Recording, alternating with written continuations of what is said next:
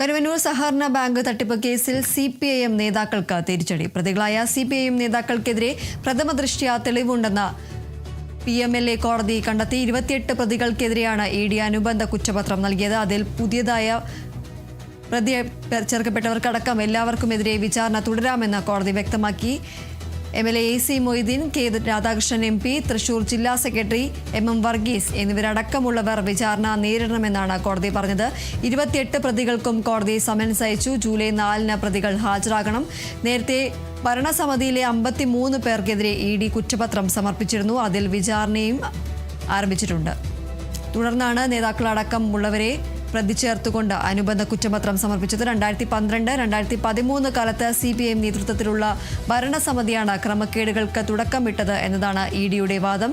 ക്രമരഹിതമായി വായ്പ അനുവദിക്കുക, ഒരു ഈടിന്മേൽ വായ്പ അനുവദിക്കുക എന്നിവയെല്ലാം പാർട്ടി പ്രവർത്തകർ തന്നെ നേതൃത്വം നൽകിയെന്നും ED കണ്ടെത്തി. ഇതിനെ തുടർന്നാണ് CPIMന്റെ തൃശൂർ ജില്ലാ സെക്രട്ടറിമാരായിരുന്ന AC Moideen MLA, K Radhakrishnan MP, MM Varghese തുടങ്ങിയവരെ പ്രതി ചേർത്തത്.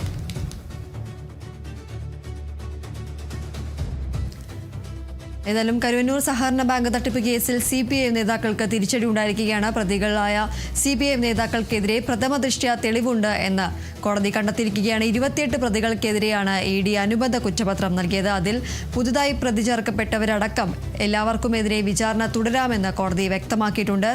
MLA ആയ AC Moideen, K Radhakrishnan MP, Thrissur ജില്ലാ സെക്രട്ടറി MM വർഗീസ് എന്നിവരടക്കമുള്ളവർ വിചാരണ നേരിടണം എന്നതാണ് കോടതി പറഞ്ഞിരിക്കുന്നത്. 28 പ്രതികൾക്കും കോടതി സമൻസ് അയച്ചിട്ടുണ്ട്.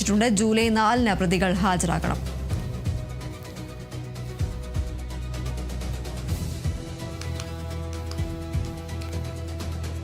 മന്ത്രി സണ്ണി ജോസഫിന്റെ പേഴ്സണൽ സ്റ്റാഫിലേക്കുള്ള ബന്ധു നിയമനത്തെ ചൊല്ലി KPCC യോഗത്തിൽ വിമർശനം. സഹോദരി ഭർത്താവും കോൺഗ്രസ് നേതാവുമായ ബെന്നി തോമസിനെ അഡീഷണൽ പ്രൈവറ്റ് സെക്രട്ടറിയായി നിയമിച്ചതാണ് ചർച്ചയായത്. വിവരങ്ങളുമായി അപർണ KS ചേരുന്നു. അപർണ, ഏതായാലും ഈ ഒരു KPCC യോഗത്തിലാണ് ഇത്തരത്തിൽ മന്ത്രി സണ്ണി ജോസഫിനെതിരെ ഒരു വിമർശനം ഉണ്ടായിരിക്കുന്നത്. ബന്ധു നിയമനത്തെ ചൊല്ലിയാണ് ഇത്തരത്തിൽ വിമർശനം ഉയർന്നിരിക്കുന്നത്. എന്തൊക്കെയാണ് മറ്റു വിവരങ്ങൾ? ദീപ്തി, വൈദ്യുതി മന്ത്രി സണ്ണി ജോസഫിന്റെ ബന്ധു കൂടിയായ ബെന്നി തോമസിനെ പേഴ്സണൽ സ്റ്റാഫിലേക്ക് നിയമിച്ചതിനെ ചൊല്ലി വളരെയേറെ വിമർശനങ്ങളാണ് ഉയർന്നിരുന്നത്. പ്രതിപക്ഷം അത് വലിയൊരു ആയുധമായി തന്നെ ഉയർത്തിക്കാട്ടിയിരുന്നു.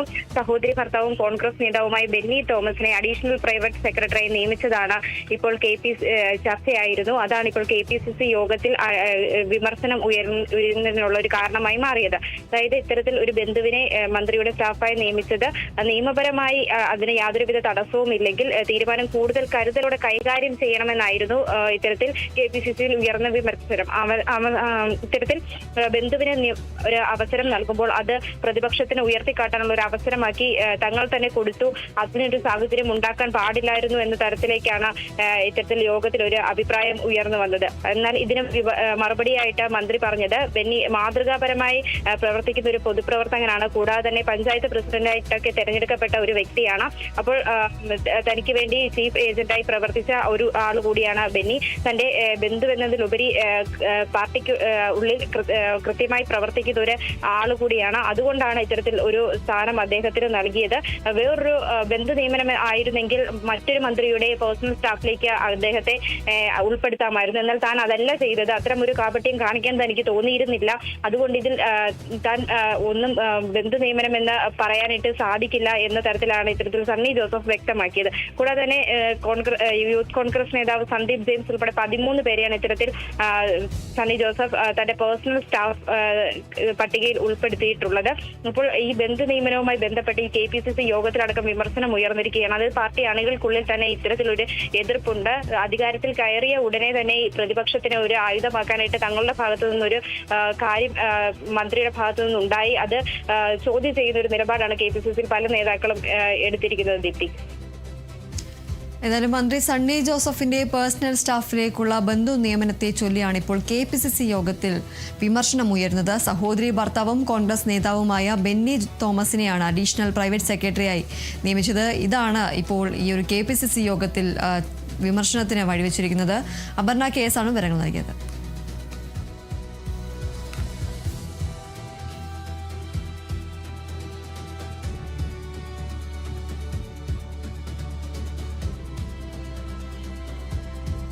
UDF സർക്കാരിന്റെ അതിവേഗ റെയിൽ പദ്ധതിയുടെ പഠനത്തിനായി 4-അംഗ സമിതിയെ രൂപീകരിച്ചു. സമിതിയിൽ ഗതാഗത സെക്രട്ടറിയാണ് അധ്യക്ഷൻ.